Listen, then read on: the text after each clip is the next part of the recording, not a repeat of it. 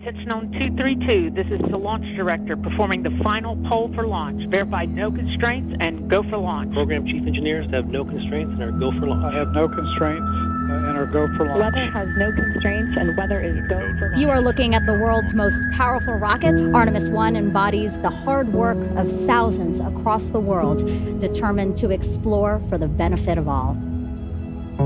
After years of testing and talking and testing some more, Artemis 1 finally carried the dreams and aspirations of the world back to the moon. I knew this would be an exciting mission. I mean, we haven't left low Earth orbit in over 50 years. Nobody on my team had done it. Most of them weren't even alive back when we did it last.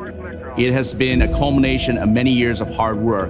It certainly represents a lot of that design and effort that we have put in to build the first human spacecraft for NASA in over 50 years. It sent a message to the world that we have laid the foundation for a generational rocket. We are not just going to the moon, we're going to prove that we can live and work on the moon and establish an outpost on the moon for future distant exploration out to Mars and beyond. I'll never forget coming in the afternoon and everything is just working per the timeline. And you're starting to feel like, you know, today might be our day. Great news, no constraints to launch. You know, I'm sitting on the console at my station and things have been pretty quiet and, you know, you start to get this sense like this thing's gonna go this time. And here we go. In the wee hours of that morning of November 16th came, it all fell together, and the payoff was a launch that shook you to your foundation and signified that America was back on the road to the moon.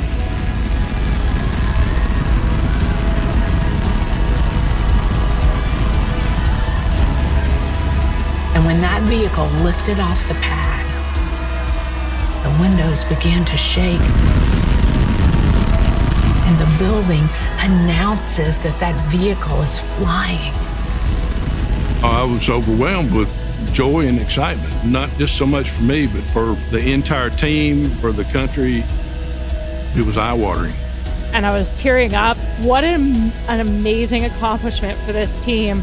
I'm still shaking a little bit. That never gets old. That is always one of the coolest things you'll ever see in your entire life.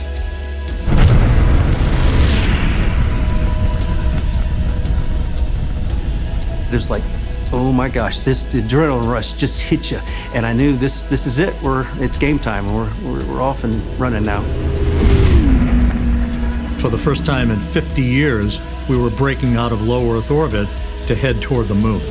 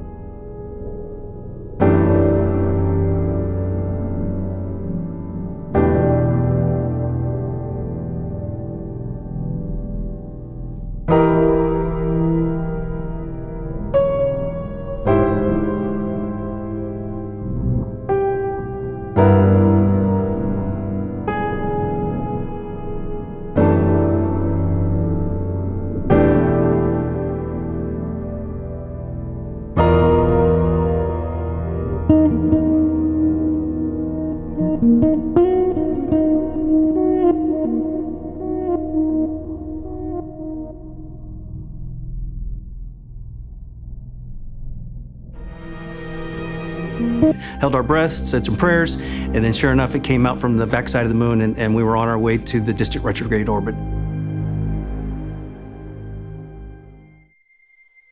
Distant retrograde orbit, we're going to be about 38,000 miles away from the lunar surface. Artemis 1 traveled approximately 268,000 statute miles from Earth. One of the really fantastic moments during the mission was where we saw the first image of the farthest point that any human spacecraft has gone before. We see these images downloaded real time, and we would sit in the rooms and we would just pause the meeting. We'd pause the discussion, go, look at that picture. It's almost unreal. They really represented as if we were there on board the spacecraft, looking at the moon and looking at the Earth, our home.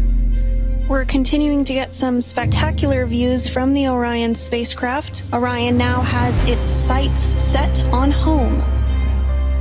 NASA's newest moon explorer, now less than 2 hours away to complete its shakedown mission. When you hit the Earth's atmosphere, entry interface, we did what we call a skip entry, where Orion bored down into the atmosphere for a period of time, then it popped out, and then it skipped upwards of, it was thousands of miles. And if you don't come back into the atmosphere with accuracy, you will skip out of the Earth's orbit and not be able to return. And we did that intentionally because we wanted then to come back down and do a second heating cycle. We're coming back into the atmosphere, basically a double heating to really stress the heat shield. It's hard not to hold your breath when all of that's happening, because I'm thinking to myself, if this doesn't go well, what do I do? What do I have? That was the major objective of Artemis 1. We had to prove that that heat shield would be rock solid to sustain a crew, because if you don't ablate the heat, you're done. And there it is, high over the Pacific, America's new ticket to ride to the moon and beyond now in view. Finally, on re-entry, that was a culmination of that 25-day mission that we waited with bated breath to make sure our baby came home. Splashdown, Orion, back on Earth. And when it hits the water, everyone just goes. It's just a rush to get to the capsule as quickly as we can. And so the teams, they feel the sense of urgency. The small boats move, the helicopters move, we're taking imagery from the air. We handled the recovery capsule like it was a fragile egg. We wanted to make sure that the heat shield got all the data that they needed, that everything, all the mechanisms were preserved. From Tranquility Base to Taurus Littrow to the tranquil waters of the Pacific, the latest chapter of NASA's journey to the moon comes to a close. You could sense a sigh of relief in the flight control room in Houston, knowing that our job was complete. We had brought Orion home successfully and set the stage for grander things to come in the future. It was a testament to the hardware, but it was a testament to the teams, all of the teams that had a hand in bringing that hardware together. We learned so much about how this vehicle is going to operate, and we proved that it is ready to put humans on board. For Orion and for Artemis, this is just the starting point. Next thing is getting ready to fly the crew on Artemis 2.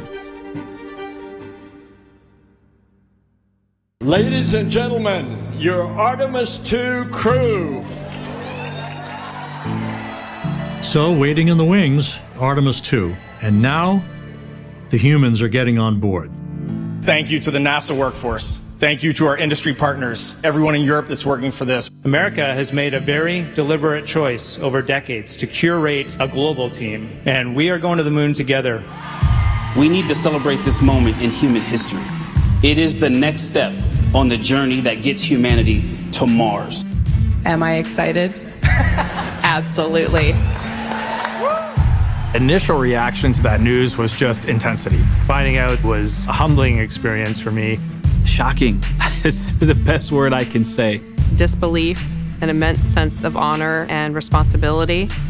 Putting the first 4 crew members on Orion is what I'm so excited about. I want to hear the stories about what it is like to live in the Orion spacecraft. We're going to test out the vehicle's ability to conduct rendezvous maneuvers, crew's ability to actually fly Orion manually, and most importantly, we're going to test the environmental control system.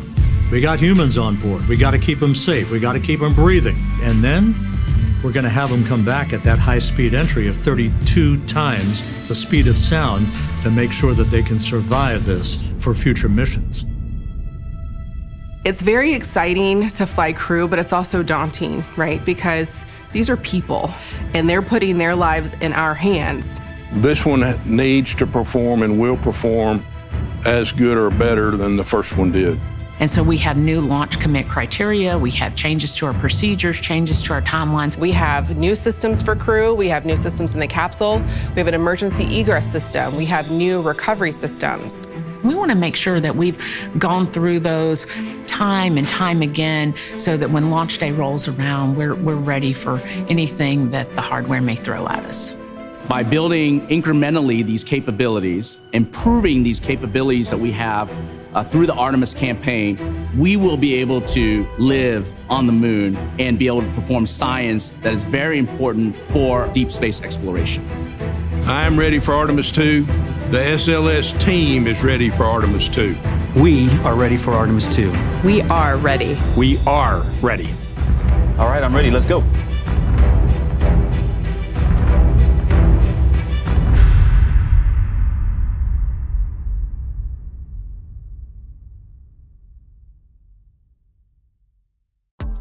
And for more NASA videos, hit subscribe.